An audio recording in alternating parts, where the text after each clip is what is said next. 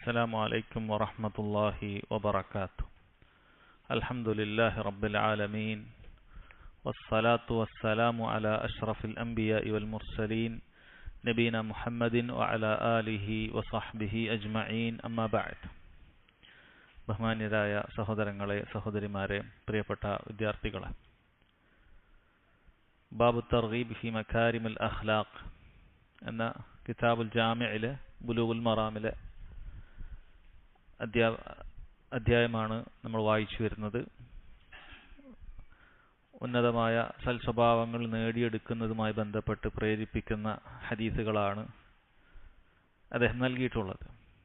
അടുത്ത ഹദീസ് വഅൻ ഇബ്നു ഉമർ റളിയല്ലാഹു അൻഹുമാ ഖാൽ ഖാല റസൂലുള്ളാഹി സ്വല്ലല്ലാഹു അലൈഹി വസല്ലം അൽ ഹയാഉ മിനൽ ഈമാൻ മുത്തഫഖുൻ അലൈഹി. മഹാനായ സഹാബി അബ്ദുല്ലാഹി ഇബ്നു ഉമർ റളിയല്ലാഹു അൻഹുമാ അവിടെ നിന്നാണ് ഉദ്ധരിക്കുന്നത്. അദ്ദേഹം പറഞ്ഞു, റസൂലുള്ളാഹി സ്വല്ലല്ലാഹു അലൈഹി വസല്ലം പറഞ്ഞു, അൽ ഹയാഉ മിനൽ ഈമാൻ, ലജ്ജ ഈമാനിൽപ്പെട്ടതാകുന്നു, വിശ്വാസത്തിൽപ്പെട്ടതാകുന്നു എന്നാണ് ഹദീസ്. ഇമാം ബുഖാരിയും മുസ്ലിമും ഉദ്ധരിച്ചിരിക്കുന്ന ഹദീസാണത്. അൽ ഹയാ, ലജ്ജ എന്ന് പറയുന്നത് സഹോദരങ്ങളെ, അത് ഒരു വിശദീകരിക്കേണ്ടതിന് പകരം മറിച്ച് അതിനെക്കുറിച്ച് പറയുകയാണെങ്കിൽ അതൊരു മനുഷ്യനുണ്ടായിരിക്കേണ്ട ഒരു ഗുണമാണത്. അവൻ ആക്ഷേപിക്കപ്പെടുന്ന ചില കാര്യങ്ങൾ പറയുവാനും ചില കാര്യങ്ങൾ പ്രവർത്തിക്കുവാനും അവനുണ്ടാകുന്ന ഒരു നാണത്തിന് അല്ലെങ്കിൽ ഒരു മടിയെയാണ് ലജ്ജ എന്ന് പറയുന്നത്.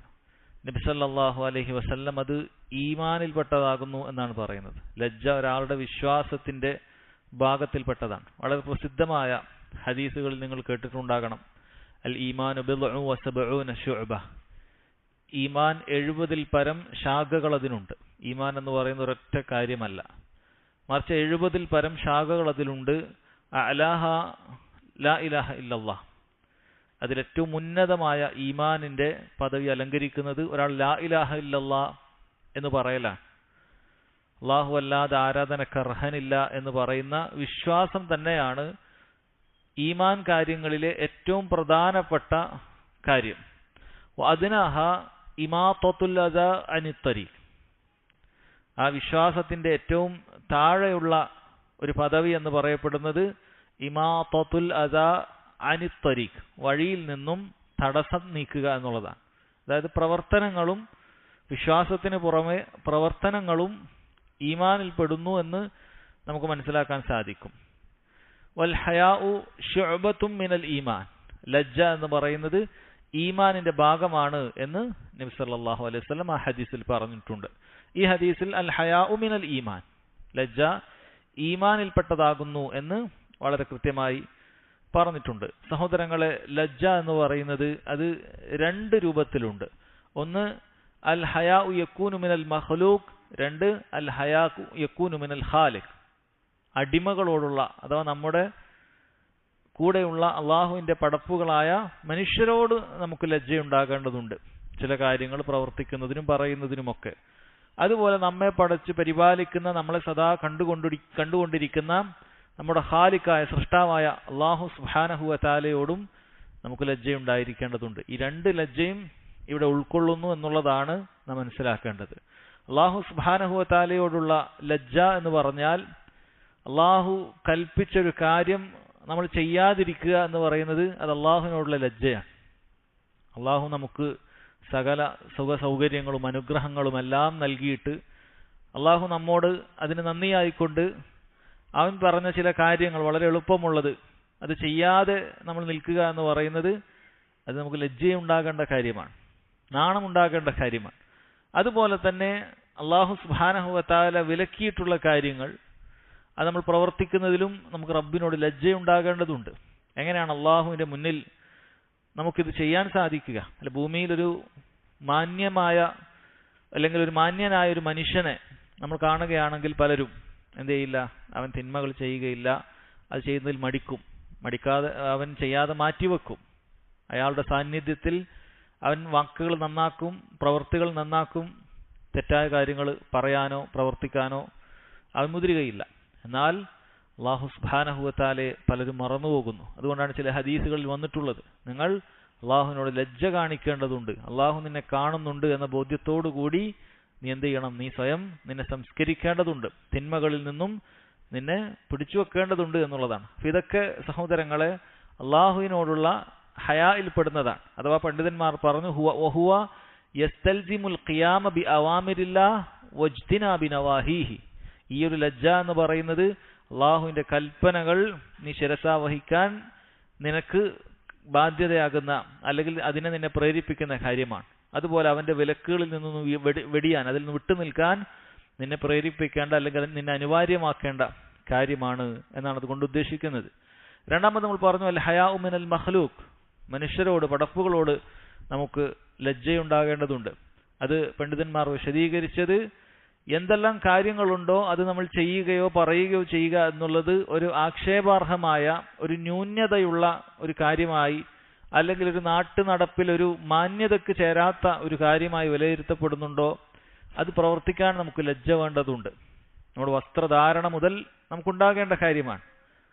വസ്ത്രധാരണ മുതൽ നമ്മൾ ശ്രദ്ധിക്കേണ്ട കാര്യമാണ്. ലജ്ജയുള്ള വസ്ത്രധാരണ നമ്മൾ സ്വീകരിക്കേണ്ടതുണ്ട്.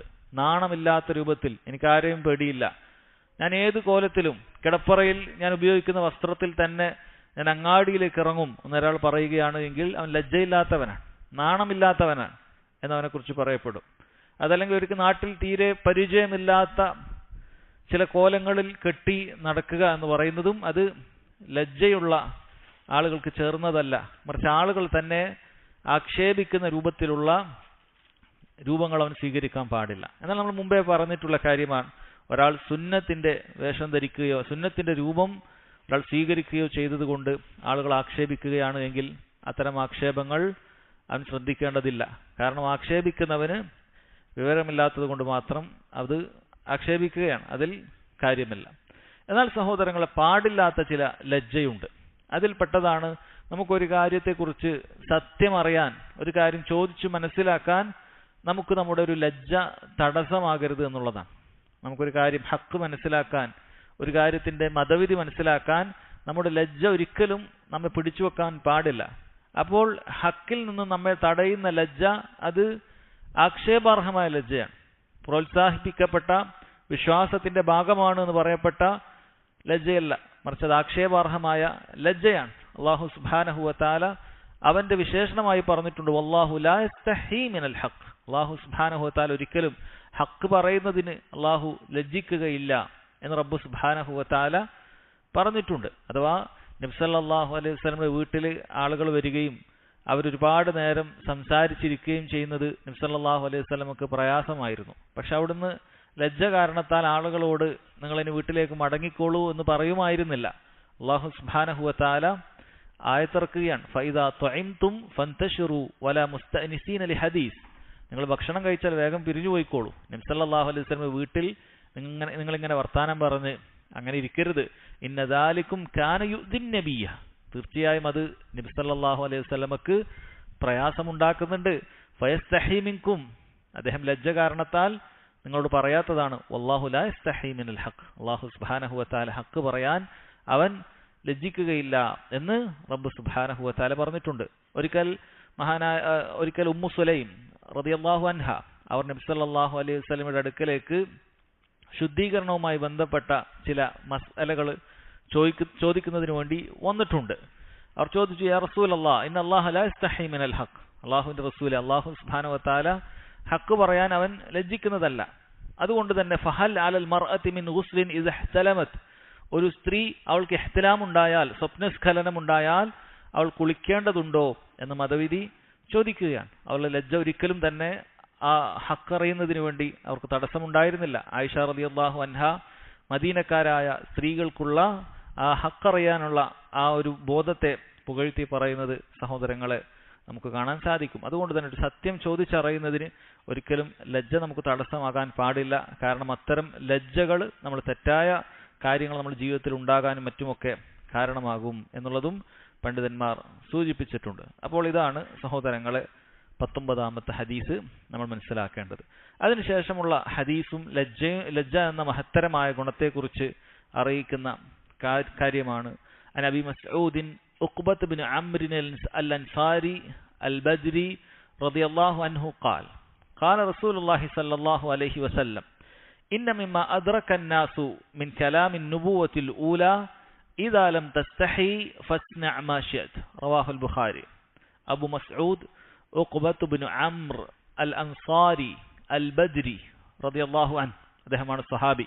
അദ്ദേഹത്തിന്റെ പേര് ഉഖ്ബത്ത് ബിൻ അംർ എന്നുള്ളതാണ്, കുനിയത്താണ് അബു മസ്ഊദ് എന്നുള്ളത്. അദ്ദേഹം അൽ അൻസാരിയാണ്, മദീനക്കാരനാണ്. അദ്ദേഹത്തിന്റെ ലഖബിൽ അവസാനം അൽ ബദ്രി എന്ന് കൊടുത്തത് കാണാം. എന്താണ് അതുകൊണ്ട് ഉദ്ദേശിക്കുന്നത്? പണ്ഡിതന്മാർക്കിടയിൽ അഭിപ്രായ വ്യത്യാസം ഉണ്ടായിട്ടുണ്ട്. ഇദ്ദേഹം ബദർ യുദ്ധത്തിൽ പങ്കെടുത്തിട്ടുണ്ടോ ഇല്ലേ എന്നുള്ളത്. ചിലർ പറഞ്ഞു അദ്ദേഹം ബദർ യുദ്ധത്തിൽ പങ്കെടുത്തിട്ടുണ്ട്, അതുകൊണ്ടാണ് അദ്ദേഹത്തിന് അൽ ബദ്രി എന്നുള്ള ബദറിലേക്ക് ചേർത്തി പറഞ്ഞിട്ടുള്ളത് എന്നാണ്. എന്നാൽ കൂടുതൽ പണ്ഡിതന്മാരും പറഞ്ഞിട്ടുള്ളത് അതല്ല, അദ്ദേഹം ബദർ യുദ്ധത്തിൽ പങ്കെടുത്തിരുന്നില്ല. മറിച്ച് അദ്ദേഹം ബദർ എന്ന് പറയുന്നത് ഒരു സ്ഥലമാണ്, ആ നാട്ടുകാരനാണ് അദ്ദേഹം. അതുകൊണ്ട് ആ നാട്ടുകാരിലേക്ക് ചേർത്തി പറയുക എന്നുള്ള രീതിയിൽ അദ്ദേഹത്തെ അൽ ബദ്രി എന്ന് വിളിച്ചതാണ് എന്ന് പണ്ഡിതന്മാർ വിശദീകരിച്ചത് കാണാൻ സാധിക്കും. എന്താണ് ഹദീസിലുള്ളത്? അദ്ദേഹം പറയുന്നു, ഖാല റസൂലുള്ളാഹി സ്വല്ലല്ലാഹു അലൈഹി വസല്ലം, അല്ലാഹുവിന്റെ റസൂൽ സല്ലല്ലാഹു അലൈഹി വസല്ലം പറഞ്ഞു, ഇന്ന മിമ്മ അദ്റക അന്നാസു മിൻ കലാമിൻ നുബുവത്തിൽ ഊല, ആദ്യകാല പ്രവാചക അധ്യാപനങ്ങളിൽ നിന്നും ജനങ്ങൾ മനസ്സിലാക്കിയിട്ടുള്ള ഗ്രഹിച്ചിട്ടുള്ള കാര്യത്തിൽ പെട്ടതാകുന്നു ഇദാ ലം തസ്തഹി ഫസ്ന' മാ ശിഅ്ത. ഈ വാക്ക് ഇദാ ലം തസ്തഹി ഫസ്ന' മാ ശിഅ്ത, നീ ലജ്ജിക്കുന്നില്ല എങ്കിൽ ഇഷ്ടമുള്ളത് നീ പ്രവർത്തിച്ചുകൊള്ളൂ എന്ന് പറയുന്ന ഈ വാക്ക് ആദ്യകാല പ്രവാചകൻ അധ്യാപനങ്ങളിൽ തന്നെ ആളുകൾ മനസ്സിലാക്കിയിട്ടുള്ള, ആളുകൾക്കിടയിൽ പ്രചരിച്ചിട്ടുള്ള കാര്യമാണ് എന്നാണ് പറയുന്നത്. എന്താണ് സഹോദരങ്ങളെ ഈ ഹദീസിന്റെ പ്രധാനപ്പെട്ട വിഷയം? അതും ലജ്ജയുമായി ബന്ധപ്പെട്ടിട്ടുള്ള കാര്യം തന്നെയാണ്, ഹയാവുമായി ബന്ധപ്പെട്ടിട്ടുള്ള കാര്യം തന്നെയാണ്. കാരണം ഹയാ എന്ന് പറയുന്നത് സൽസ്വഭാവത്തിന്റെ അടിസ്ഥാനമാണ്. ഒരാൾക്ക് നല്ല ലജ്ജയുണ്ടെങ്കിൽ അയാൾ നല്ല സ്വഭാവക്കാരനായിരിക്കും തീർച്ചയായും. അതുപോലെ തന്നെ ഒരാൾ നല്ല സ്വഭാവക്കാരനാണ് എങ്കിൽ അയാൾ നല്ല ലജ്ജയുള്ളവനുമായിരിക്കും. ലജ്ജയും സൽസ്വഭാവവും പരസ്പര പൂരകങ്ങളാണ്. അത് ഒന്നില്ലാതെ മറ്റൊന്നും ഉണ്ടാവുകയില്ല, രണ്ടും ഒരുമിച്ച് തന്നെ ഒരാളിൽ ഉണ്ടായിരിക്കുന്നതാണ്. മഹാന്മാരായ അമ്പിയാക്കളെ കുറിച്ച് അല്ലാഹു സുബ്ഹാനഹു വ തആല അവർക്കുള്ള ലജ്ജ എന്ന് പറയുന്ന ഗുണത്തെ എടുത്തു പുകഴ്ത്തി പറഞ്ഞത് കാണാൻ സാധിക്കും. അല്ലാഹു തആല നബി സല്ലല്ലാഹു അലൈഹി വസല്ലം ഒരു ഹദീസിൽ, ബുഖാരി മുസ്ലിം ഒക്കെ ഉദ്ധരിച്ച ഹദീസിൽ, മൂസ അലൈഹി സ്വലാത്തു വസ്സലാമയെ കുറിച്ച് പറഞ്ഞു, ഇന്ന മൂസ അലൈഹിസ്സലാം കാന റജുലൻ ഹയ്യൻ, തീർച്ചയായും മൂസ അലൈഹി സ്വലാത്തു വസ്സലാം വളരെ ലജ്ജയുള്ള ഒരു മനുഷ്യനായിരുന്നു, നല്ല ലജ്ജയുള്ള ഒരു മനുഷ്യനായിരുന്നു മൂസ അലൈഹി സ്വലാത്തു വസ്സലാം. നമ്മുടെ റസൂൽ മുഹമ്മദ് സല്ലല്ലാഹു അലൈഹി വസല്ലമയെ കുറിച്ചും മഹാന്മാരായ സ്വഹാബികൾ ഇത് പറഞ്ഞിട്ടുണ്ട്. അനസ് റളിയല്ലാഹു അൻഹു ഉദ്ധരിക്കുന്ന ഹദീസിൽ കാണാം, കാന റസൂലുള്ളാഹി സല്ലല്ലാഹു അലൈഹി വസല്ലം ശദീദൽ ഹയാ, അല്ലാഹുവിന്റെ റസൂൽ സല്ലല്ലാഹു അലൈഹി വസല്ലമക്ക് കടുത്ത ലജ്ജയുണ്ടായിരുന്നു, അത് നല്ല ലജ്ജയുള്ള ഒരു മനുഷ്യനായിരുന്നു എന്നാണ് നബി സല്ലല്ലാഹു അലൈഹി വസല്ലമയെ കുറിച്ച് പറഞ്ഞിട്ടുള്ളത് എന്നാണ് പറഞ്ഞത്. അതുകൊണ്ട് റസൂലുള്ളാഹി സ്വല്ലല്ലാഹു അലൈഹി വസല്ലം സഹോദരങ്ങളെ ലജ്ജയുള്ള ആളായിരുന്നു. മുൻകഴിഞ്ഞ അമ്പിയാക്കളുമെല്ലാം ലജ്ജയുള്ള ആളുകളായിരുന്നു. അല്ല, ഈ ഹദീസിൽ പറഞ്ഞത് ആദ്യകാല പ്രവാചക അധ്യാപനങ്ങളിൽപ്പെട്ട ഒരു കാര്യമാണ് ലജ്ജയില്ലെങ്കിൽ തോന്നിയത് ചെയ്തോളൂ എന്നുള്ളത്. അതായത് ഒരുവൻ ലജ്ജ ഉണ്ടായിരിക്കേണ്ടതുണ്ട് എന്നുള്ളത് ആദ്യകാല അധ്യാപനങ്ങളിൽ തന്നെ പറഞ്ഞ കാര്യമാണ്. എന്താണ് അതുകൊണ്ട് ഉദ്ദേശിച്ചത്, ആ വാക്കുകൊണ്ട് ഉദ്ദേശിക്കുന്നത്? മിൻ കലാമിൻ നുബുവത്തിൽ ഊല, ആദ്യകാല അമ്പിയാക്കളുടെ നുബൂവത്തിൽപ്പെട്ടത് എന്നുകൊണ്ട് ഉദ്ദേശിക്കുന്നത് പണ്ഡിതന്മാർ വ്യത്യസ്ത അഭിപ്രായങ്ങൾ പറഞ്ഞിട്ടുണ്ട്. ചിലർ പറഞ്ഞു അതിന്റെ ബാഹ്യമായ വാക്ക് പോലെ തന്നെയാണ്. അന്നുബൂവത്തുൽ ഊല എന്ന് പറഞ്ഞാൽ ആദം നബിയുടെ ആ നുബൂവത്തിൽ തന്നെ, ആദം അലൈഹി സ്വലാത്തു വസ്സലാമയുടെ, അദ്ദേഹം നബിയാണ്, ആദിമ മനുഷ്യനുമാണ്. അദ്ദേഹത്തിന്റെ കാലം മുതൽ തന്നെ ദീനുൽ ഇസ്ലാമിലെ പൊതു നിയമമായി പഠിപ്പിക്കപ്പെട്ട കാര്യമാണ് ലജ്ജ ഉണ്ടായിരിക്കേണ്ടതുണ്ട് മനുഷ്യർക്ക് എന്നുള്ളത്. അതാണ് അതുകൊണ്ട് ഉദ്ദേശിക്കുന്നത് എന്ന് പറഞ്ഞു. വേറെ ചിലർ പറഞ്ഞു അൽ ഊല എന്ന് പറയുന്നത് പൊതുവെ ആദ്യ തലമുറക്കാർ എന്നുള്ള അർത്ഥമുണ്ട്. ആദ്യം എന്നർത്ഥം വരേണ്ടതില്ല. പഴമക്കാർ, തൊട്ടുമുമ്പുള്ള അഥവാ തൊട്ടുമുമ്പുള്ള പ്രവാചകന്മാർക്കെല്ലാം തന്നെ നൽകപ്പെട്ടിട്ടുള്ള വഹയിൽപ്പെട്ട കാര്യമാണ് ഈ പറയുന്ന വാക്ക് എന്നും വന്നിട്ടുണ്ട്. അതുപോലെ നബി സല്ലല്ലാഹു അലൈഹി വസല്ലമയും അവിടുന്ന് പ്രവാചകനായി നിയോഗിക്കപ്പെടുന്ന ആദ്യ കാലം മുതൽ തന്നെ ഉമ്മത്തീങ്ങളെ പഠിപ്പിച്ചിട്ടുള്ള പ്രധാനപ്പെട്ട ഒരു കാര്യമാണ് മനുഷ്യർക്ക് ലജ്ജയുണ്ടാകേണ്ടതുണ്ട് എന്നതുകൊണ്ട് ഉദ്ദേശിക്കുന്നത്. ഇന്ന മിമ്മ അദ്റകന്നാസ്, അദ്റക എന്ന് പറയുന്ന വാക്കിന് ഇവിടെ ബലഗ, ഫശ, വൻതശറ ബൈനന്നാസ് എന്നൊക്കെ അർത്ഥമുണ്ട്. ജനങ്ങളിലേക്ക് എത്തിയത്, ജനങ്ങളിൽ പ്രചരിച്ചത് എന്നൊക്കെ അർത്ഥം സഹോദരങ്ങളെ ഈ വാക്കിനുണ്ട്. എന്താണ് ഇതുകൊണ്ട് ഉദ്ദേശിക്കുന്നത്? ഇന്ന മിമ്മ അദ്റകന്നാസ് മിൻ കലാമിൻ നുബുവത്തുൽ ഊല എന്ന് പറയുന്നത് ഇവിടെ നമുക്ക് മറ്റൊരു ഫായിദ കൂടി പണ്ഡിതന്മാർ പറയുന്നുണ്ട്. ആദ്യകാല അമ്പിയാക്കളിൽ നിന്നുള്ള കാര്യം എന്ന് പറയുമ്പോൾ ആദ്യകാല അമ്പിയാക്കളിൽ നിന്ന് നബിമാരിൽ നിന്ന് വരുന്ന കാര്യങ്ങൾ, അവരിൽ നിന്ന് വരുന്ന സംസാരങ്ങൾ പണ്ഡിതന്മാർ പറയുന്നു 2 രൂപത്തിൽ നമ്മുടെ അടുക്കൽ വരാറുണ്ട്. ഒന്ന് വഹീന്റെ അടിസ്ഥാനത്തിൽ തന്നെ വരും, അഥവാ ഖുർആനിലോ സുന്നത്തിലോ പഴയകാല അമ്പിയാക്കളുടെ ചരിത്രങ്ങളോ അല്ലെങ്കിൽ അവരുടെ ദീനിയായ അഹ്കാമുകളെക്കുറിച്ച്, നിയമങ്ങളെക്കുറിച്ച് വരുന്നതാണ്. രണ്ടാമത്തേത് സഹീഹായ ഹദീസിലോ ഖുർആനിലോ കാണുകയില്ല, മറിച്ച് വഹീന്റേതല്ലാത്ത അഥവാ താബിഈങ്ങൾ അഭിപ്രായപ്പെടുന്നത്, താബിഈങ്ങൾ ഇസ്രായേലുകാരുടെ അടുക്കൽ നിന്നും, ഇസ്രായേലിയാത്ത് എന്ന് പറയും, അവർ യഹൂദ നസ്രാണികളിൽ നിന്നും നേരിട്ട് കേട്ട് മനസ്സിലാക്കിയത്, ഈ രൂപത്തിലും എന്ത് ചെയ്യാറുണ്ട്, ആദ്യകാല സമൂഹത്തിന്റെ വാർത്തകളും അവരുടെ അഹ്കാമുകളും വരാറുണ്ട്. ഇതിൽ സഹോദരങ്ങളെ വഹീന്റെ രൂപത്തിലല്ലാതെ വരുന്നത് തന്നെ അത് 2 രൂപത്തിലുണ്ട് എന്ന് പണ്ഡിതന്മാർ പറഞ്ഞിട്ടുണ്ട്. ഒന്ന് അൽ അഖ്ബാർ വൽ ഖസസാണ്, അഥവാ വാർത്തകളും കഥകളൊക്കെ ആയിരിക്കും. ചെയ്യേണ്ട ചില നിയമങ്ങളൊന്നുമല്ല, ചില ചരിത്രങ്ങളൊക്കെ വരും. എന്താണ് അത്തരം വിഷയങ്ങളിൽ നമ്മൾ എടുക്കേണ്ട നിലപാട്? ഇപ്പൊ താബിഈങ്ങൾ ആ രൂപത്തിൽ കാര്യങ്ങൾ എന്തെങ്കിലുമൊക്കെ ഉദ്ധരിച്ചു പറഞ്ഞു, യഹൂദികൾ നബിമാരെ കുറിച്ച്, പഴയകാല ചരിത്രത്തെക്കുറിച്ച് അങ്ങനെ എന്തെങ്കിലുമൊക്കെ വിവരം കിട്ടിയാൽ പണ്ഡിതന്മാർ പറയുന്നു അത്തരം വിവരങ്ങൾ 3-4 രൂപത്തിലാണ്. ഒന്നുകിൽ അത് വളരെ വ്യക്തമായി സത്യമാണ് എന്ന് അറിയിക്കുന്ന രൂപത്തിലുള്ള കാര്യമായിരിക്കും, അമ്പിയാക്കളെ കുറിച്ചിട്ടൊക്കെ അറിയിക്കുന്ന സത്യസന്ധമായ, അഥവാ നമ്മൾ ഖുർആനിലേക്ക് നോക്കിയാൽ സമാനമായ ചരിത്രങ്ങളും മറ്റും നമുക്ക് കാണാൻ പറ്റുന്നതായിരിക്കും. അല്ലെങ്കിൽ സ്വഹീഹായ ഹദീസുകളിലേക്ക് നോക്കിയാൽ സമാനമായ ചരിത്രങ്ങൾ നമുക്ക് കാണാൻ സാധിക്കുന്നതായിരിക്കും. അത്തരം കാര്യങ്ങൾ നമുക്ക് വിശ്വസിക്കാവുന്നതാണ്. രണ്ടാമത്തേത് നേർവിരുദ്ധമായ ചില അമ്പിയാക്കളെ കുറിച്ച് വളരെ കളവായി, അവർക്കൊരിക്കലും യോജിക്കാത്ത രൂപത്തിലുള്ള അവരെക്കുറിച്ചുള്ള ആക്ഷേപങ്ങൾ നമുക്ക് കാണാൻ പറ്റും. അവരുടെ ഗ്രന്ഥങ്ങളിൽ മറ്റുമൊക്കെ പുരോഹിത വർഗം കൈകടത്തിയിട്ട് യഹൂദികളും നസ്രാണികളും ഒക്കെ ചില അമ്പിയാക്കളെ വളരെ മോശപ്പെട്ട രൂപത്തിൽ അവരെക്കുറിച്ച് പറയുന്നതും വ്യാഖ്യാനിക്കുന്നതൊക്കെ കാണാൻ സാധിക്കും. അത് തീർത്തും കളവാണെന്നുള്ളത് നമ്മൾ മനസ്സിലാക്കണം, തള്ളിക്കളയുകയും വേണം.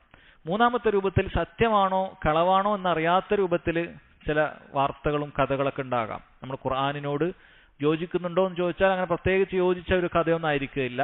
എന്നാൽ ഖുർആനിന്റെ പൊതു നിയമങ്ങൾക്ക്, ഹദീസുകളുടെ പൊതു നിയമങ്ങൾക്ക് എതിരായതുമായിരിക്കുകയില്ല. അത്തരം കാര്യങ്ങൾ പണ്ഡിതന്മാർ പറഞ്ഞു അത് തള്ളാനും കൊള്ളാനും പോകേണ്ടതില്ല. കാരണം തള്ളിക്കഴിഞ്ഞാൽ ഒരു വേള സത്യമായൊരു കഥയായിരിക്കാം നീ തള്ളുന്നത്, കൊണ്ടാൽ നിനക്കതിന് തെളിവില്ല. ഒരു കാര്യം വിശ്വസിക്കണമെങ്കിൽ, അതുള്ളതാണെന്ന് പറയണമെങ്കിൽ നിനക്ക് ഖുർആനിലോ സുന്നത്തിലോ സ്ഥിരപ്പെട്ട് കിട്ടേണ്ടതുണ്ട്. അതുള്ളതാണ് എന്നൊന്നും പറയാൻ പാടില്ലാത്തതാണ്. ഇത് കഥകളെ കുറിച്ച് പറഞ്ഞതാണ്. ഇതേപോലെ അഹ്കാമുകൾ ഉണ്ടാകും, നമ്മളെ ദീനിന്റെ നിയമങ്ങൾ ഉണ്ടാകും, നിസ്കാരത്തിന്റെ നോമ്പിന്റെ നിയമങ്ങളൊക്കെ ഉണ്ടാകും. അങ്ങനെയുള്ള നിയമങ്ങൾ പണ്ഡിതന്മാർ പറഞ്ഞു അത് നമ്മുടെ ശറഇനോട് യോജിക്കുന്നുണ്ട് എങ്കിൽ നമുക്ക് എന്ത് ചെയ്യാം, നമുക്കത് സ്വീകരിക്കാം. പക്ഷെ നമ്മൾ നമ്മുടെ ശറഇൽ വന്നതുകൊണ്ടാണ് അത് സ്വീകരിക്കുന്നത് എന്ന് മാത്രം, നമ്മുടെ ശറഇൽ വന്നതുകൊണ്ടാണ് സ്വീകരിക്കുന്നത് എന്ന് മാത്രം. ഉദാഹരണത്തിന് നിസ്കാരം കഴിഞ്ഞു പോയ സമുദായത്തിനുണ്ട്, എന്നാൽ നമ്മുടെ സമുദായത്തിനും നിസ്കാരമുണ്ട്, നമ്മൾ സ്വീകരിക്കുന്നത് നമ്മുടെ ഇതിൽ വന്നതുകൊണ്ടാണ്. നോമ്പ് അല്ലാഹു സുബ്ഹാനഹു വ തആല അങ്ങനെ തന്നെയാണ് പറഞ്ഞിട്ടുള്ളത്. അപ്പൊ അങ്ങനെയുള്ള കാര്യങ്ങളെല്ലാം സഹോദരങ്ങളെ ഉണ്ട്. ഇതൊക്കെ വഹി അല്ലാത്ത രൂപത്തിലേക്ക് വന്നു കഴിഞ്ഞാൽ ഉള്ള രീതിയാണ്. ഇനി വഹിന്റെ ഖുർആനിലും സുന്നത്തിലും ഇങ്ങനെ പഴയകാല കഥകളെ കുറിച്ച് പറഞ്ഞാൽ അവിടെയും പണ്ഡിതന്മാർ വളരെ കൃത്യമായി പറഞ്ഞിട്ടുണ്ട്. ഏതെങ്കിലുമൊക്കെ കാര്യം പഴയകാല കഥകൾ വന്നിട്ടുണ്ട് എങ്കിൽ അത് നമ്മളത് വിശ്വസിക്കേണ്ടതുണ്ട്. ഖുർആനിലോ സുന്നത്തിലോ സ്ഥിരപ്പെട്ട ഒരു കാര്യം നമുക്ക് വഹീന്റെ അടിസ്ഥാനത്തിലാണ് അത് വന്നിട്ടുള്ളത്, ഖുർആനിലും സുന്നത്തിലും. അത് പഴയ കാലത്തെ ഒരു ചരിത്രം പറഞ്ഞു തരികയാണ് എങ്കിൽ അത് നമ്മൾ വിശ്വസിക്കേണ്ടതുണ്ട്. ഇനി അഹ്കാമുകളെ കുറിച്ച് ഖുർആനിലോ സുന്നത്തിലോ വന്നു കഴിഞ്ഞാൽ പഴയ കാലത്ത് ഇങ്ങനെ ഒരു സംഭവം ഉണ്ടായിട്ടുണ്ട്, ഇങ്ങനെ ഒരു ചരിത്രമുണ്ട് എന്ന് പറഞ്ഞു കഴിഞ്ഞാൽ, അവരുടെ വിധിയെക്കുറിച്ച് പറഞ്ഞാൽ അതേ വിധി തന്നെയാണ് നമുക്കും വന്നിട്ടുള്ളത് എങ്കിൽ നമ്മളത് സ്വീകരിക്കാൻ പറ്റും. അതല്ല ആ വിധിയോട് എതിരായിട്ടുള്ള ഒരു വിധിയാണ് നമുക്ക് വന്നിട്ടുള്ളത് എങ്കിൽ ആദ്യത്തെ വിധി അത് കാലാഹരണപ്പെട്ടു എന്നും മൻസൂഖായി പോയെന്നും നമ്മൾ മനസ്സിലാക്കണം. ഉദാഹരണത്തിന് യഹൂദികൾക്ക് വളരെ കടുത്ത ചില നിയമങ്ങൾ ഉണ്ടായിരുന്നു എന്ന് കാണാൻ സാധിക്കും. അവർക്ക് അതിൽപ്പെട്ടതാണ് അള്ളാഹുവിനെ ഇബാദത്ത് ചെയ്യാൻ അവർക്ക് കനീസകൾ തന്നെ വേണ്ടതുണ്ട്. ഒരു പ്രത്യേക നിസ്കാര മുറി തന്നെ, അല്ലെങ്കിൽ നമ്മുടെ മസ്ജിദുകളോട് സമാനമായ കാര്യത്തിനാണ് കനീസ എന്ന് പറയുന്നത്. അവിടുന്ന് മാത്രം നിസ്കരിച്ചാലേ സ്വീകരിക്കപ്പെടുകയുള്ളൂ. എന്നാൽ ഈ ഉമ്മത്തിന് അല്ലാഹു സുബ്ഹാനഹു വ തആല നൽകിയ വലിയൊരളവാണ്, നമുക്ക് ഭൂമിയിൽ എവിടെ വേണമെങ്കിലും താഹിറായ ശുദ്ധിയുള്ള എവിടെ വേണമെങ്കിലും നമുക്ക് നിസ്കരിക്കാവുന്നതാണ്. ഏത് മരുഭൂമിയിൽ നിസ്കരിക്കാം. എന്നാൽ കഴിഞ്ഞു പോയ ആളുകൾക്ക് അത് പറ്റില്ല. അവർക്ക് അവിടെ എങ്ങനെയെങ്കിലും കുടുങ്ങിപ്പോയാൽ, പ്രയാസപ്പെട്ടാൽ അവരിത്തരം മസ്ജിദുകൾ അന്വേഷിച്ച് വന്ന് തന്നെ നിസ്കരിക്കണം. അതൊക്കെ അവർക്ക് പെട്ട കാര്യമാണ്. അതുപോലെ യഹൂദികൾക്ക് അവർക്ക് ചില തിന്മകൾ സംഭവിച്ചു കഴിഞ്ഞാൽ അതിന്റെ പ്രായശ്ചിത്തമായി സ്വന്തം ജീവൻ ഒടുക്കുക എന്നുള്ളത് യഹൂദികൾക്കുണ്ടായിരുന്ന നിയമമാണ്. നമ്മുടെ നിയമത്തിൽ അത് പാടില്ല, നിഷിദ്ധമാണ്. ജീവൻ ഒടുക്കുക എന്നുള്ളത് നിഷിദ്ധമാണ്. അല്ല, ഒരു അവയവം നശിപ്പിക്കുക എന്നുള്ളത് പോലും നമ്മുടെ ദീനിൽ നിഷിദ്ധമാണ്. നമ്മുടെ ഒരു അവയവം പോലും നമുക്കൊരു കാര്യത്തിനും വേണ്ടി, ഒരു മസ്ലഹത്തിനും വേണ്ടി അത് വെറുതെ നശിപ്പിക്കുക എന്നുള്ളത് പാടില്ലാത്ത കാര്യമാണ്. അപ്പോൾ അവർക്കുള്ള നിയമത്തിനെതിരായിട്ടാണ് നമ്മുടെ നിയമം വന്നിട്ടുള്ളത്. അപ്പോൾ തീർച്ചയായും അത് സ്വീകരിക്കാൻ പാടില്ല എന്നൊക്കെ പണ്ഡിതന്മാർ ഈ വിഷയവുമായി ബന്ധപ്പെട്ട് സംസാരിച്ചിട്ടുണ്ട്. എന്താണ് ആദ്യകാല അമ്പിയാക്കളൊക്കെ പഠിപ്പിച്ച, നബി സല്ലല്ലാഹു അലൈഹി വസല്ലമയും പഠിപ്പിച്ച ആ കാര്യം? ഇദാലം തസ്തഹി ഫസ്ന മാ ശിഅ്ത. ഇദാലം തസ്തഹി ഫസ്ന മാ ശിഅ്ത. നിനക്ക് ലജ്ജയില്ലെങ്കിൽ ഫസ്ന, നീ ചെയ്തു കൊള്ളുക, മാ ശിഅ്ത, നീ ഉദ്ദേശിക്കുന്നത് ചെയ്തു കൊള്ളുക എന്നാണ് അതുകൊണ്ട് ഉദ്ദേശിക്കുന്നത്. സഹോദരങ്ങൾ, എന്താണ് ആ വാക്കിന്റെ അർത്ഥം? ആ വാക്ക് രണ്ട് രൂപത്തിൽ നമ്മൾ മനസ്സിലാക്കണം. ആ രണ്ട് മനസ്സിലാക്കലും ശരിയാണ്. ഒന്ന്, അതുകൊണ്ട് ഉദ്ദേശിക്കുന്നത് നിനക്ക് ലജ്ജയില്ല എങ്കിൽ തോന്നിയത് ചെയ്തോളൂ എന്ന് പറയുന്നത് അതൊരു താക്കീതിന്റെ സ്വരമാണ്. താക്കീതിന്റെ സ്വരമാണ്, അതല്ലാതെ ചെയ്യാൻ അനുവദിക്കുന്നതല്ല. താക്കീതിന്റെ സ്വരമാണ്. വഅ്മലു മാ ശിഅ്തും, നിങ്ങൾ ഉദ്ദേശിക്കുന്നത് ചെയ്തു കൊള്ളുക എന്നൊക്കെ അല്ലാഹു സുബ്ഹാനഹു വ തആല ഖുർആനിൽ മുശ്രിക്കുകളോടൊക്കെ ഉപയോഗിച്ചിട്ടുണ്ട്. അവർ ചെയ്യുന്ന ചില തിന്മകളെ കുറിച്ചിട്ടാണ് അല്ലാഹു സുബ്ഹാനഹു വ തആല പറയുന്നത്, നിങ്ങൾ വേണ്ടത് ചെയ്തോളൂ. നമ്മൾ പൊതുവെ നമ്മുടെ ഭാഷയിലൊക്കെ പറയാറുള്ള, ശകാരിക്കുന്ന സമയത്ത് ആളുകൾ ഉപയോഗിക്കാറുള്ള ഒരു രീതി തന്നെയാണ്, നീ എന്ത് വേണമെങ്കിൽ ചെയ്തോളൂ എന്ന് പറയുന്നത്. അത് ചെയ്യാൻ പാടില്ല എന്നാണ്. എന്തെങ്കിലും ചെയ്യാൻ പാടില്ലാത്ത കാര്യം ഒരാൾ ചെയ്യട്ടെ എന്ന് ചോദിച്ചാൽ നീ എന്തെങ്കിലും ചെയ്തോളൂ എന്ന് പറയുന്നത് പൊതുവെ ചെയ്യാനുള്ള അനുവാദമല്ല, മറിച്ച് കടുത്ത ശകാരമാണ്. അതായത് നീ ചെയ്യുന്നതിനോട് എനിക്കൊരു താല്പര്യവുമില്ല എന്ന് അറിയിക്കുന്ന കടുത്ത ശകാര വാക്കാണ് എന്ത്, നീ വേണമെന്ന് ചെയ്തോളൂ എന്ന് പറയുന്നത്. അപ്പം ആ രീതിയിൽ ഉപയോഗിച്ചതാണ് എന്നാണ് ഒരു വിഭാഗം പണ്ഡിതന്മാർ പറഞ്ഞത്. അത് ശരിയാണ്. രണ്ടാമത്തെ അഭിപ്രായം അവർ പറഞ്ഞത്, ഇതുകൊണ്ട് ഉദ്ദേശിക്കുന്നത് നിനക്ക് ഇദാലം തസ്തഹി, നീ ഒരു കാര്യത്തിൽ ലജ്ജിക്കുന്നില്ല എങ്കിൽ, അഥവാ ലജ്ജ വേണ്ടതില്ലാത്തൊരു കാര്യമാണെങ്കിൽ ഫസ്ന മാഷി, നീ ഉദ്ദേശിച്ചത് ചെയ്തോളൂ. അതങ്ങനെ ലജ്ജിക്കപ്പെടേണ്ടതായ ഒരു കാര്യമല്ല അത്, എനിക്ക് ഉറപ്പാണ്. അതൊരു ലജ്ജിക്കേണ്ട ഒരു കാര്യമല്ല. കാരണം ഒരു മുഅ്മിനെ സംബന്ധിച്ചിടത്തോളം അവന് ലജ്ജയുണ്ടാകും.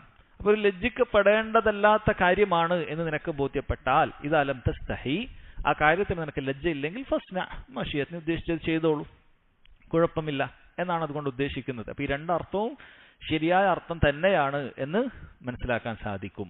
എന്റെ സഹോദരങ്ങളെ, ഹയാ എന്ന് പറയുന്നത് അത് നമ്മൾ നേടിയെടുക്കേണ്ട ഒരു സ്വഭാവമാണ്. ചില ആളുകൾക്ക് മറ്റ് സൽസ്വഭാവം പോലെ തന്നെ അവരുടെ ഫിത്രത്തിൽ തന്നെ, ശുദ്ധ പ്രകൃതിയിൽ തന്നെ നല്ല ലജ്ജയുള്ള സ്വഭാവമുള്ള ആളുകൾ ഉണ്ടാകും. അവർക്ക് ജന്മനാ തന്നെ നല്ല ലജ്ജ എന്ന് പറയുന്ന സ്വഭാവം നന്നായിട്ടുള്ള ആളുകൾ ഉണ്ടാകും. ആ ലജ്ജ ഉണ്ട്, അത് ഫിത്രിയായി ഉണ്ടാക്കുന്ന ലജ്ജയാണ് എന്നുള്ളതാണ്. ചില പണ്ഡിതന്മാർ പറഞ്ഞു, ആർക്കെങ്കിലും ലജ്ജ തീരെ ഇല്ലാതായിപ്പോയാൽ അവന് മനുഷ്യത്വം തന്നെ ഇല്ലാതായി പോകുമെന്നുള്ളതാണ്. കാരണം എന്തും ചെയ്യാൻ മടിക്കൂല, ഒരു കാര്യം ചെയ്യാൻ ഒരാളെയും മടിയുണ്ടാവില്ല. എന്ത് തോന്നിവാസവും ആരുടെ മുന്നിൽ എന്തും പറയും, ആരുടെ മുന്നിൽ എന്തും ചെയ്യും. അത് സ്വന്തം മാതാപിതാക്കളെന്നില്ല, മക്കളെന്നില്ല, ഭാര്യ എന്നില്ല, അയൽവാസികളെന്നില്ല, ആരുടെ മുന്നിൽ എന്തും പറയാൻ മടിക്കാത്ത, എന്തും ചെയ്യാൻ മടിക്കാത്ത ആളുകളുണ്ട്.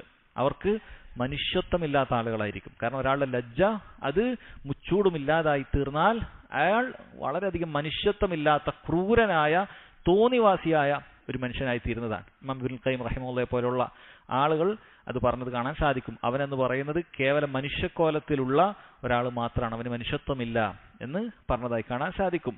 അപ്പോൾ തീരെ ലജ്ജ ഇല്ലാതിരിക്കുക എന്ന് പറയുന്നത് വലിയ അപകടമാണ്. ചില ആളുകൾക്ക് അളവ് കൂടിയ തോതിൽ ലജ്ജ ഉണ്ടാകുന്നതാണ്. എന്നാൽ സഹോദരങ്ങളെ, ലജ്ജ എന്ന് പറയുന്ന ഗുണം അത് നേടിയെടുക്കാൻ സാധിക്കുന്ന കാര്യമാണ്. നബി സല്ലല്ലാഹു അലൈഹി വസല്ലം നമ്മൾ ലജ്ജിക്കാൻ വേണ്ടി നമ്മോട് കൽപ്പിച്ചിട്ടുണ്ട്. അതിൽ നിന്ന് പണ്ഡിതന്മാർ പറഞ്ഞ കാര്യമാണ്, ഒരു കാര്യം ചെയ്യാൻ കൽപ്പിച്ചിട്ടുണ്ട് എങ്കിൽ അതുകൊണ്ട് ഉദ്ദേശിക്കുന്നത് എന്താണ്? അത് നേടിയെടുക്കാൻ പറ്റുന്ന കാര്യമാണ്. ഒരു ഹദീസിൽ കാണാൻ സാധിക്കും, അല്ലാഹുവിന്റെ റസൂൽ സല്ലല്ലാഹു അലൈഹി വസല്ലം പറഞ്ഞു, ഇസ്തഹ്യൂ മിനല്ലാഹി ഹഖൽ ഹയാ, നിങ്ങൾ അള്ളാഹുവിൽ നിന്നുള്ളത് യഥാർത്ഥ രൂപത്തിൽ, യഥാവിധത്തിലുള്ള ലജ്ജ നിങ്ങൾ സ്വീകരിക്കുക. അള്ളാഹുവിനോട് ലജ്ജയുള്ളവരായിരിക്കുക, യഥാവിധത്തിൽ ലജ്ജ വേണം. സഹാബികൾ പറഞ്ഞു, യാ റസൂലല്ലാഹ്, ഇന്നാ ലനസ്തഹി വൽഹംദുലില്ലാഹ്, അൽഹംദുലില്ലാഹ്, നമ്മൾ അള്ളാഹുവിനോട് ലജ്ജിക്കുന്നുണ്ട്. അത് അള്ളാഹുവിനെ ലജ്ജിക്കുന്നത് കാരണത്താൽ നമ്മൾ പല കാര്യങ്ങളും വിട്ടുനിൽക്കുന്നൊക്കെ ഉണ്ട്. ലജ്ജയുള്ളവർ തന്നെയാണല്ലോ ഞങ്ങൾ. ഫഖാല സല്ലല്ലാഹു അലൈഹി വസല്ലം, നബി സല്ലല്ലാഹു അലൈഹി വസല്ലം പറഞ്ഞു, ലൈസ ദാലിക്, അത് ഓരോരുത്തർക്കും ഫിത്രത്തിലുള്ള ലജ്ജയാണ് നിങ്ങൾ പറയുന്നത്, അതല്ല. നബി സല്ലല്ലാഹു അലൈഹി വസല്ലം നേടിയെടുക്കേണ്ടതായ ചില ലജ്ജകളെ കുറിച്ച് പറഞ്ഞു കൊടുക്കുകയാണ്. വഇന്നമൽ ഹയാ മിനല്ലാഹ് ഹഖൽ ഹയ, അള്ളാഹുവിനോടുള്ള യഥാരൂപത്തിലുള്ള ലജ്ജ എന്ന് പറയുന്നത് അൻ തഹ്ഫള റഅസ വമാ വഅ, നീ നിന്റെ തലയും അതിൽ നീ സൂക്ഷിച്ചു വെക്കുന്ന കാര്യത്തെയും നീ സംരക്ഷിക്കണം. അഥവാ നിന്റെ തലച്ചോറിലേക്ക്, നിന്റെ ചിന്താമണ്ഡലങ്ങളിലേക്ക് നീ പ്രവേശിപ്പിക്കുന്ന, നീ മനഃപ്പാടമാക്കി വെക്കുന്ന നിന്റെ ചിന്തകൾ മറ്റും അല്ലാഹു സുബ്ഹാനഹു വ തആല തൃപ്തിപ്പെടുന്ന കാര്യങ്ങളായിരിക്കണം. മോശം ചിന്തകൾ കൊണ്ട് നീ നടക്കാൻ പാടില്ല. അതുകൊണ്ട് മലീമസമാക്കുന്ന തലച്ചോറ് ചിന്തമണ്ഡലം നിനക്കുണ്ടാകാൻ പാടില്ല. അൻ തഹ്ഫള റഅസ വമാ വഅ വഅൻ തഹ്ഫളൽ ബതന വമാ ഹവ. അതുപോലെ തന്നെ നിന്റെ ആമാശയവും അതിൽ ഉൾക്കൊള്ളുന്ന കാര്യവും എന്ത് ചെയ്യണം? അത് നിനക്ക് ലജ്ജ വേണം എന്ന് പറഞ്ഞാൽ അല്ലാഹു സുബ്ഹാനഹു വ തആല നിഷിദ്ധമാക്കിയ കാര്യങ്ങൾ നിന്റെ വയറിലേക്ക്, ആമാശയത്തിലേക്ക് നീ ഒരിക്കലും എന്ത് ചെയ്യാൻ പാടില്ല? പ്രവേശിപ്പിക്കാൻ പാടില്ല. അതിനെ സംരക്ഷിച്ച് നിർത്തണം. വഅൻ തദ്കുരിൽ മൗത വൽ ബില. മരിച്ചു മണ്ണായി തീരേണ്ടതാണ്, മണ്ണോട് ചേരേണ്ടവനാണ് എന്നുള്ള കാര്യം നീ എപ്പോഴും ചിന്തിക്കണം. വമൻ അറാദൽ ആഖിറ തറക സീനത്തദ് ദുനിയ. ആരെങ്കിലും ആഖിറത്തിനെ ലക്ഷ്യം വെച്ചിട്ടുണ്ടെങ്കിൽ ദുനിയാവിന്റെ അലങ്കാരങ്ങളെ അവൻ ഉപേക്ഷിക്കുന്നതാണ്. ദുനിയാവ് ഉപേക്ഷിക്കുക എന്നുള്ളതല്ല, മറിച്ച് ദുനിയാവിന്റെ അലങ്കാരങ്ങളെ അഥവാ ആഖിറത്തിന് തടസ്സമുണ്ടാക്കുന്ന കാര്യങ്ങൾ അവൻ ഉപേക്ഷിക്കുന്നതാണ്. ഫമൻ ഫഅല ദാലിക്. ഇതെല്ലാം ഒരാൾ ചെയ്തിട്ടുണ്ടെങ്കിൽ ഫഖദ് ഇസ്തഹ്യാ മിനല്ലാഹി ഹഖൽ ഹയാ. അവൻ അല്ലാഹുവിനോട് യഥാരൂപത്തിലുള്ള ലജ്ജ അവൻ കാണിച്ചിരിക്കുന്നു, അവൻ അല്ലാഹുവിനോട് യഥാരൂപത്തിലുള്ള ലജ്ജ അവൻ സ്വീകരിച്ചിരിക്കുന്നു എന്നുള്ളതാണ്. അഥവാ നമ്മൾ ചിന്തിക്കുന്ന കാര്യങ്ങൾ പോലും അല്ലാഹു സുബ്ഹാനഹു വ തആലക്ക് ഇഷ്ടമുള്ള കാര്യങ്ങൾ ചിന്തിക്കണം എന്നാണ് പറഞ്ഞത്. നമ്മുടെ മനസ്സിൽ നമ്മൾ കൊണ്ടു നടക്കുന്ന ആഗ്രഹങ്ങൾ അത് മോശം ആഗ്രഹങ്ങളാകാൻ പാടില്ല.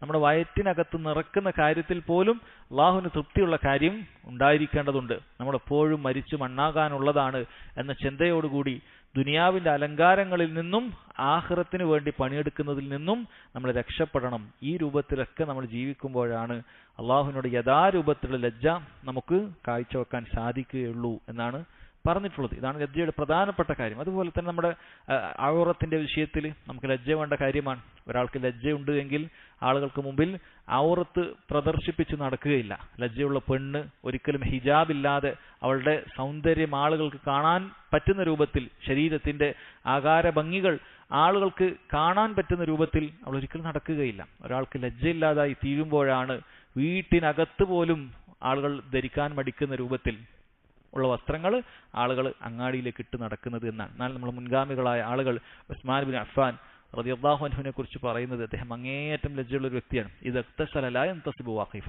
അദ്ദേഹം കുളിക്കുമ്പോൾ അദ്ദേഹം നിന്നുപോലും കുളിക്കുകയില്ല. അത് വസ്ത്രമില്ലാതെയാണല്ലോ കുളിക്കുന്നത്. അദ്ദേഹം ഇരുന്നു കൊണ്ടാണ് കുളിച്ചിരുന്നത് എന്നുള്ളത് അദ്ദേഹത്തെക്കുറിച്ച് പറയപ്പെടുകയാണ്. മഹാനായ അബൂബക്കർ സിദ്ദീഖ് റളിയല്ലാഹു അൻഹു അദ്ദേഹം ഖളാഉൽ ഹാജക്ക് വേണ്ടി, മലമൂത്ര വിസർജനത്തിന് വേണ്ടി പോയാൽ ആവശ്യമുള്ള ഭാഗം മാത്രമേ അദ്ദേഹം തുറക്കാറുണ്ടായിരുന്നുള്ളൂ. ബാക്കിയുള്ള ഭാഗം അത് ടോയ്ലറ്റിലാണെങ്കിൽ പോലും അദ്ദേഹം വസ്ത്രം കൊണ്ട് അത് മൂടി വെക്കുമായിരുന്നു എന്നൊക്കെ നമുക്ക് കാണാൻ സാധിക്കും. അതുകൊണ്ട് ലജ്ജയുടെ ഭാഗത്തിൽ പെട്ടതാണ് എപ്പോഴും ഔറത്തൊക്കെ കൃത്യമായി മറച്ച് അതിനപ്പുറത്തേക്ക് വസ്ത്രധാരണയൊക്കെ നന്നാക്കുക എന്നുള്ളത്. ആണും പെണ്ണുമൊക്കെ ലജ്ജയുള്ളവരാണ് എങ്കിൽ അവർ ഔറത്തിന്റെ വിഷയത്തിൽ എപ്പോഴും ശ്രദ്ധിക്കുന്നവരായിരിക്കും. അതുകൊണ്ട് സഹോദരങ്ങളെ അത് ശ്രദ്ധിക്കുക. വൽ ഹയാഉ ശുഅബത്തുൻ മിനൽ ഈമാൻ എന്നാണല്ലോ നബി സല്ലല്ലാഹു അലൈഹി വസല്ലം പറഞ്ഞത്. ഹയാ എന്ന് പറയുന്നത് അത് ഈമാനിന്റെ ഭാഗമാണ്, ലജ്ജയുടെ ഭാഗമാണ് എന്ന് പറഞ്ഞിട്ടുണ്ട്. ഒരിക്കൽ സഹാബികൾ ഒരു മനുഷ്യന്റെ അടുക്കലേക്ക് കൂടി നടന്നു പോകുമ്പോൾ രണ്ടാളുകൾ, അതിലൊരാൾ സഹോദരന്മാരാണ്, ഒരാൾ തന്റെ സഹോദരനെ അയാൾക്ക് അമിതമായ ലജ്ജയാണെന്ന് പറഞ്ഞ് ആക്ഷേപിക്കുകയാണ്. നബി സല്ലല്ലാഹു അലൈഹി വസല്ലം പറഞ്ഞു, ദഅഹു, അവനെ വിട്ടേക്ക്, ഫഇന്നൽ ഹയാഅ മിനൽ ഈമാൻ, തീർച്ചയായും ലജ്ജ എന്ന് പറയുന്നത് അത് ഈമാനിൽപ്പെട്ടതാണ്, അത് വിശ്വാസത്തിൽപ്പെട്ടതാണ്, അത് മുഴുവൻ ഖൈറാണ്, ലജ്ജ മുഴുവൻ ഖൈറാണ്. വൽ ഹയാഉ കുല്ലുഹു ഖൈർ, ലജ്ജ മുഴുവൻ ഖൈറാണ് എന്ന രൂപത്തിൽ നബി സല്ലല്ലാഹു അലൈഹി വസല്ലം അവിടെ പറഞ്ഞു കൊടുക്കുകയാണ്. ലജ്ജയിലൊന്നും ആക്ഷേപിക്കാനുള്ള, നല്ല ലജ്ജയുള്ളവനാണെങ്കിൽ നല്ല സ്വഭാവം തന്നെയാണ്. നമ്മൾ നേരത്തെ പറഞ്ഞ ആക്ഷേപാർഹമായ ലജ്ജ ഒരാൾക്ക് പാടില്ല എന്ന് മാത്രം. അങ്ങേയറ്റം ലജ്ജിച്ച് ചോദിക്കേണ്ട, മനസ്സിലാക്കേണ്ട കാര്യങ്ങൾ അത് മനസ്സിലാക്കാതിരിക്കുക എന്ന് പറയുന്നത് അത് നല്ല ലജ്ജയല്ല, അത് ആക്ഷേപാർഹമായ ലജ്ജയാണ്. ചില ഹദീസിൽ കാണാം, ഇന്നൽ ഹയാ വൽ ഈമാന ഖുരിനാ ജമീഅൻ, തീർച്ചയായും ലജ്ജയും വിശ്വാസവും അത് ഒരുമിച്ച് ചേർക്കപ്പെട്ടിരിക്കുകയാണ്. ഫഇദാ റുഫിഅ അഹദുഹുമാ റുഫിഅൽ ആഖിർ, അതിലൊന്ന് ഉയർത്തപ്പെട്ടാൽ മറ്റേത് ഉയർത്തപ്പെട്ടു പോകും. വിശ്വാസം ഇല്ലെങ്കിൽ അവൻ ലജ്ജ ഉണ്ടാവുകയില്ല, ലജ്ജ ഇല്ലെങ്കിൽ വിശ്വാസത്തെയും ബാധിക്കും എന്നാണ് പറഞ്ഞിട്ടുള്ളത്. അതിന്റെ വിശ്വാസത്തെ തന്നെ ബാധിക്കുന്ന ഗുരുതരമായ കാര്യമാണ് ഒരാൾക്ക് ലജ്ജയില്ലാത്ത അവസ്ഥ ഒരാൾക്കുണ്ടാകുക. നബി സല്ലല്ലാഹു അലൈഹി വസല്ലം പറഞ്ഞു, ഇന്ന ലികുല്ലി ദീനിൻ ഖുലുഖ, തീർച്ചയായും ഓരോ മതത്തിനും ചില സ്വഭാവങ്ങളുണ്ട്. വ ഇന്ന ഖുലുഖൽ ഇസ്ലാമി അൽ ഹയാ, തീർച്ചയായും ഇസ്ലാമിന്റെ പ്രധാനപ്പെട്ട ഒരു സ്വഭാവം അൽ ഹയാ ആണ്, ലജ്ജയാണ് എന്നുള്ളത് നബി സല്ലല്ലാഹു അലൈഹി വസല്ലം അറിയിക്കുകയാണ്. അതുകൊണ്ട് തന്നെ സഹോദരങ്ങളെ, ലജ്ജ എന്ന് പറയുന്ന ഗുണം അത് നമുക്കുണ്ടാകണം. ആ ഗുണം നമുക്കുണ്ടായിക്കഴിഞ്ഞാൽ ഒരുപാട് ഖൈറുകളും നമുക്കുണ്ടാകുന്നതാണ്. ഒരുപാട് തിന്മകളിൽ നിന്നും നമുക്ക് രക്ഷപ്പെടാനും അത് നമ്മെ സഹായിക്കുന്നതാണ്. അല്ലാഹു സുബ്ഹാനഹു വ തആല തൗഫീഖ് ചെയ്യുമാറാകട്ടെ. വഹാദാ വല്ലാഹു തആല അഅലം വസല്ലല്ലാഹു അലാ നബീന മുഹമ്മദ് വഅലാ ആലിഹി വസഹ്ബിഹി വസല്ലം.